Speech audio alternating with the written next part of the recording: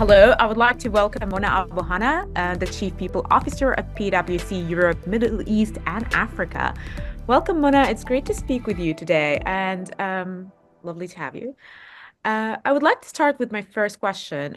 What significant, I mean, it's a big question, to be honest, but in your opinion, what significant investments are important that in the modern workplace, to be made in the modern workplace? Hi, Umnia, and thanks for having me. Really great to be talking to you about all things people, and that's a great question to start with because it suggests that it's a never-ending investment or a never-ending strategy to really continue to invest in workforce and in people.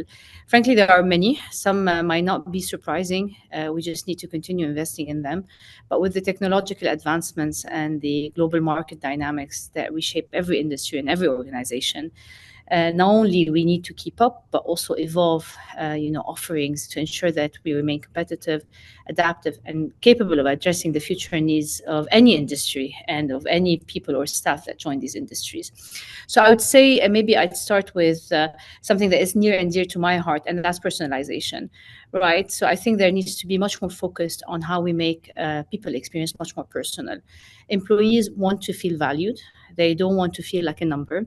So, given the enhanced capabilities of Gen AI, I think organizations are in a much better position to offer much more personalized experience for their people, be it from rewards and benefit models that acknowledge the unique contributions, not necessarily only a one size fits all. Or all the way to the needs of each employee, to personalized learning and development, and so on and so forth. So I think creating those tailored experiences across the entire employee journey are immensely important, especially in a much more competitive, market dynamic. And since we're on the topic of Gen AI, we can't but talk again and again on all things technology and digital tools that we need to continue to invest in. We expect our people to reimagine ways of working. The onus is not on us; it's on all the generations to come in the workforce. So we must support them with the infrastructure and the tools to do so. And this is key for improving efficiency, enabling innovation, but also for supporting remote and hybrid work environments, which, we have may come back from, since COVID. But the very dynamic market conditions also says that there'll be a lot of, individuals contributing to agendas in different geographies. And of course, security and privacy protections have to go hand in hand with this. So this is not just investing in technology and keeping it free to all, but we need to emphasize, protecting these data, both the organizational one, but also the private ones. And the more conventional, maybe investments that have always been on the table, we need to double down on is training and development. Those continuous learning opportunities, we can't stop. Some of them are in the digital space. Some of them, you go back to basics. And I think we need to continue to understand what kind of training and development and upskilling are needed for each step of an individual's journey. And maybe the last piece, and that's something that more and more organizations are thinking of, and this is all things skills or skills-based strategy. This is certainly something in PwC we're looking into, and understanding that skills map, understanding what we have today, what we need in the future, how do we bridge it, how do we replace it, how do we upskill it, is not an easy task. And the late an organization is onto that path, the less benefit they will reap. So a skill-based strategy for any people agenda is paramount, especially with automation and AI coming our way, and having this with a skills marketplace to allow people and organizations to move around is certainly a key success factor for any organization. It's interesting that you mentioned skill-based strategies because it seems like a lot are actually fostering that, as you mentioned, and that brings in a trust issue as well, if I'm not mistaken, because let's say there are a lot of employees here and the organization have to change into becoming skill-based. So one employee manages a lot of stuff based on their skills, perhaps. How can organizations actually move forward with this kind of strategy, but at the same time maintain trust and make sure people understand that this is a process for you to improve. It is not a process to let go of you. Yeah, absolutely. And you're absolutely right. We could see also the trust barometer, change, and in certain years in the past 3 to 5 years have declined for organizations around that topic in particular, in a COVID environment, post-COVID environment, Gen AI coming. I think the trust, in particular, trust of an employee with their employer has been shaken. Especially there are certain headlines that are not properly communicated, part of a broader strategy of an organization. Take AI, for example. Everyone's freaking out that AI is going to replace humans, and all of a sudden you're going to move from, a 5,000 employee organization down to two. Um, I'm not saying it might not reduce, because that's what we want more efficiencies, but I do not believe it's there to replace humans. It's as a cliche as it might sound. We always say AI is not going to replace humans, but humans who know how to work with AI and really embed it part of their work objectives and efficiencies and productivity will replace humans who don't know how to do that. And I think there's a big part of one communicating and bringing the employees onto your journey and strategy and ambition. Often we find the exco or the leadership team coming up with a strategy, never communicating it to the employees, and then you create a much wider gap. So trust for me certainly comes with better communication, alignment on strategy, not only with shareholders and leadership team, but also all of your staff. And then from there on, once you establish a skill-based strategy, all the pieces of the puzzle come together, because the objective is very clear. You having been experiencing both public and private sector in the MENA region and wide else, what do you think are the critical trends that stakeholders should focus on to ensure these developments are put into place? Thank you for that question. I don't often get asked about my days in the public sector, when I used to do much more work in the consulting space. I still do a bit now, but the public sector, the government sector, is an industry near and dear to my heart, especially in our region in the Middle East, because of just the vital role it really plays. So in our region, as I said, a very vital role, but also a complex landscape, shaped by a mix of socioeconomic, technological, geopolitical factors, and some of the most important trends that are crucial to shaping strategies and investment should be around the acceleration of the digital transformation, and to continue to focus on economic diversification, which has been, the key motto of a lot of the successful, nations and governments in the Middle East region. So that economic diversification needs to be doubled down. And I'm loving what I'm seeing. The rhetoric 10 years ago, economic diversification, we'd say away from oil. That was maybe the main trigger, right? Move us away from oil. Today, it's not necessarily that starting point. It's economic diversification for the sake of making economies across the board much more richer, fulfilled, able to meet the future, and able to meet the aspirations of the nations at large, the youth, what they're asking to be working in, the interesting stuff they will take part in, space industries, technology, stuff that we haven't thought of yet. And again, it all seems to go back to that skills-based strategy. So similar to the private sector, the public sector, when diversifying the economies, and when thinking about all the new industries, all the new focus areas like sustainability and so on and so forth, need to also think about how do we develop youth, and how do we develop their skills in partnership with the private sector. It cannot be done any other way, through public and private sector participation, collaboration in creating these ecosystems, making sure your big investors with the regulators are all together with the same purpose and with the same objective. Right. It's great that you mentioned actually the talent in this region, because there is a lot of youth. I think there is abundance of talent in this region, and perhaps it is not utilized to the maximum. I don't know. But in that case, what do you think are the right steps to at least start incorporating more and more into the workforce, instead of having what I would call, I don't know if it's scientific, a talent leak, people are leaving the region, going elsewhere. I think in prior years, we were seeing that leak much more pronounced. And I'm talking across the region, not necessarily, maybe within each country, it still is quite different. But if you combine the Middle East region, there were much more talent leak, brain leak in decades ago. I'm liking what I'm seeing. I think it's the other way around now. We're able to bring more talent back into the Middle East, Middle Eastern talent back into the Middle East, but more so we're attracting immense talent from other territories, other parts of the world.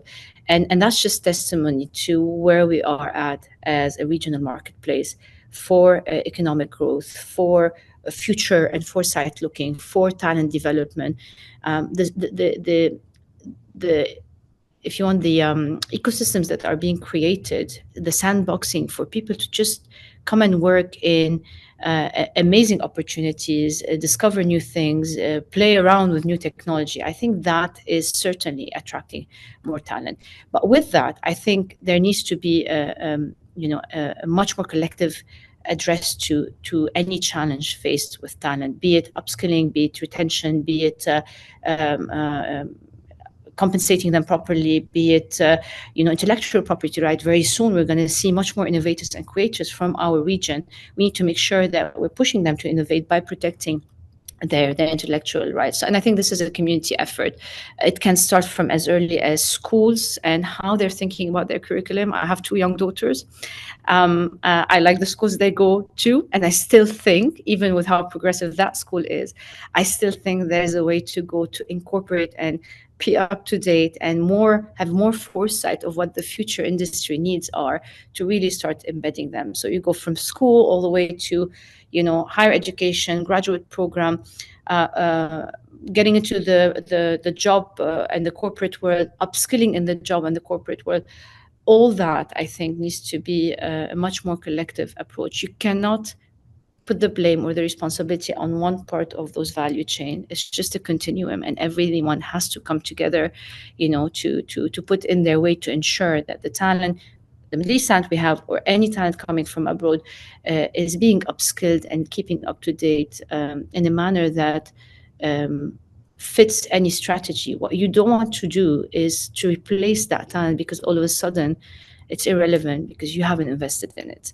So there needs to be a much more conscious effort to prepare for the future. And it's not always easy. I mean, who would know what's going to happen 10 years from today to be able to prepare it? But there are a lot of tools today, plenty actually, to really try and think what jobs in any industry will be needed and what jobs that we have today can migrate to that, and accordingly you start upskilling your individual your staff.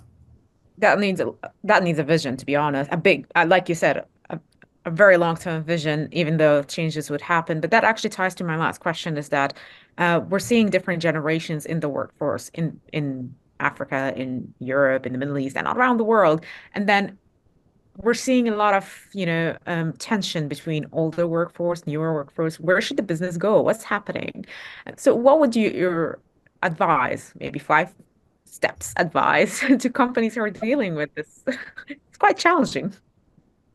Well, there's nothing like a good, challenge and stress on the system than a generational gap. I love it. I love seeing it. I'm maybe lucky to be right in the middle, so I can look up and look down, and just in a very very nice way enjoy to see that tension, because it can be so enriching to think through it and understand what you take from the lessons learned and what you keep from the successes that got us here, but how do you also look forward to the future, and see equally some great qualities coming new. We're not used to it, but I think that would be equally an amazing bet to for any organization to place its future on. So listen, in PwC, for example, I'll give you that example. Our strategies for managing generational differences are part of just our way of being and our culture, because this has been the way PwC in any partnership is formed. Partners come through the ranks, and then you have new generations coming after them. Certainly, because of our growth, this has been much more accentuated. But our inclusion and diversity agenda includes all forms, age, experiences, individuals that were homegrown lifers like me, who has been in the firm and have known no one else, no other company but this firm, but also experienced hires that have come into the PwC family from abroad. All of these for us are very important components to our broader inclusion diversity strategy. We found several programs really work to not only address the challenges you talked about, but really build on all the strength that we can reap from these diversity of generations. Reverse mentoring, for example, were so invigorating to our organization, especially when we started our digital upskilling a couple of years ago. We have put much younger individuals with much more senior partners to reverse mentor them on digital and data industries, and that was so successful, because it gave both part of that relationship so much to learn from. So that was one of the programs that we thought was really important. We also offer a lot of flexible work arrangements, and that I think is quite important for certain parts of the generations, but not only that, for all generations, depending on where they are in their life and in their family setup. So I think these kinds of programs, as simple as they are, as I said, allows an ecosystem for everyone to thrive in. I don't think there's a step-by-step approach, like you say, or a five-step approach that can solve. I think you just need to provide the proper environment and infrastructure to make sure that all have equal surroundings to really thrive and bring their best to work. All in all, the single most important thing really to make sure that the two come together and you bridge, if there is a gap, to bridge it, is an honest, open, and a frequent communication. It's the only way to really identify and address any concerns, whether generation specific or others, and really bring it to the table. We've had some interesting revealing discussions early in the days when we brought work-life balance to the table, when we talked about technological adaptability, when we talked about career development expectation. I mean, it was so enlightening when I consider myself in the mid-range. Maybe I've always thought you come into professional services, you stick around to become partner, only to know that there's a lot of individuals from the new generation. Actually, it doesn't matter for them if they make it to partner or not. And that was sharing that insight with everyone else. You could see the expression on their face, like, what? How is it that they don't think about making it partner? Well, this is exactly the generation differences and expectations of a career that we're seeing today. While you're really talking, I'm thinking, maybe I should find a way to become a partner. Well, thank you very much for this. And I just want to ask you a very, very final question, just out of curiosity. You're managing a lot of people in a lot of cultures. How do you do it? How do I do it in terms of time management, or how do I do it? Everything. I mean, that's a lot of people. That's a lot of people, a lot of strategies, a lot of Yeah. cultures, a lot of differences, a lot of generations. Yeah, well, how I do it through the support of an amazing team I have around me that keeps me in check. I tell you that. I run through a lot of consultations with my team, with the larger stakeholders, to make sure that what we're thinking through and all the strategy we have is impactful, and if it's not, we withdraw it immediately. I'll share something that I've written when I've posted something when I celebrated my 20 years with the firm, and I was reflecting on all of my career from being a consulting partner all the way to the chief people officer. And I really feel that by leading people or people agenda, it has immensely matured me and made me whole on so many levels. And I think that's part of maybe the solution. You have to love what you do, even if it's 12,000 people in the Middle East or 130,000 people in EMEA. If you really love and are passionate about the people agenda, no matter the challenges, no matter the problems, and trust me, every day there's something that pops up. You just do it with a lot of care. You do it with a lot of passion and drive.